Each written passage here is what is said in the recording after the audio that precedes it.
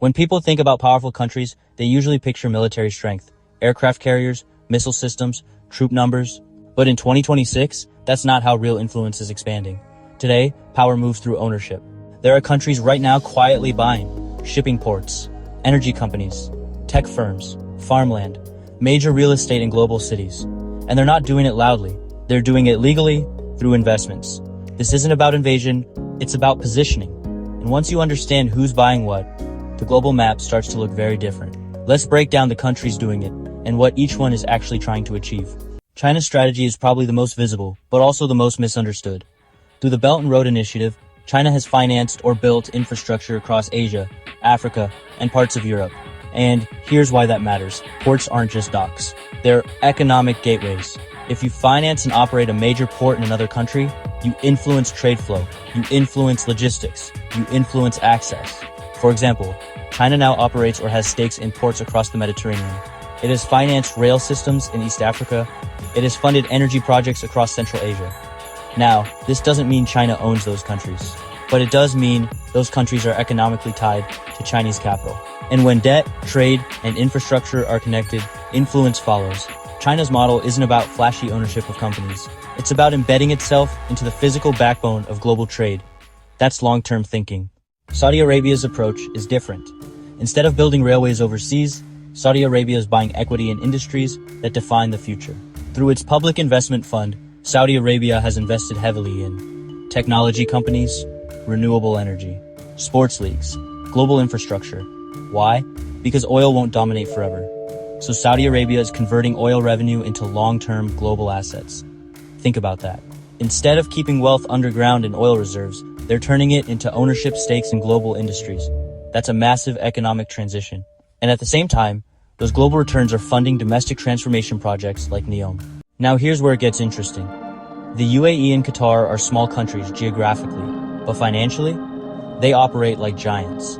Through their sovereign investment arms, they've bought prime commercial real estate in London, major stakes in European companies, infrastructure projects in developed economies, financial institutions. Their strategy isn't about developing countries. It's about embedding themselves in the Western financial system. When you own assets in New York, London, and Paris, you're woven into global finance, and that creates something powerful: interdependence. These countries may be small on the map, but their money is everywhere. Norway rarely gets mentioned in geopolitical conversations, but financially, it's one of the most embedded countries on Earth. Norway's government pension fund owns small stakes in thousands of companies worldwide. It doesn't buy ports. It doesn't fund railways abroad. It buys equity. That means Norway owns pieces of major US corporations, European industrial firms, global tech companies. They operate conservatively and transparently, but ownership still matters. Norway is deeply integrated into global markets, not aggressively, but structurally. So what's the common thread here? Each country has a different strategy. China builds infrastructure, Saudi Arabia buys future industries, the UAE and Qatar buy strategic assets and stable economies. Norway buys broad global equity. Different approaches, same outcome. They're embedding themselves in global systems, and when you're embedded in supply chains, corporate ownership, energy infrastructure, financial markets, you gain leverage. Not control, not domination, leverage. And in modern geopolitics, leverage is often more powerful than force. You might be thinking, okay, cool. But why does this matter? Because ownership shapes influence. If a country owns a major logistics hub, that affects trade flow. If it holds stakes in tech companies, it has exposure to innovation. If it controls energy investments, it shapes future supply. This is the new form of competition, not territory, not colonies, capital allocation. The 21st century power game is about positioning, and some countries are playing it far more strategically than others.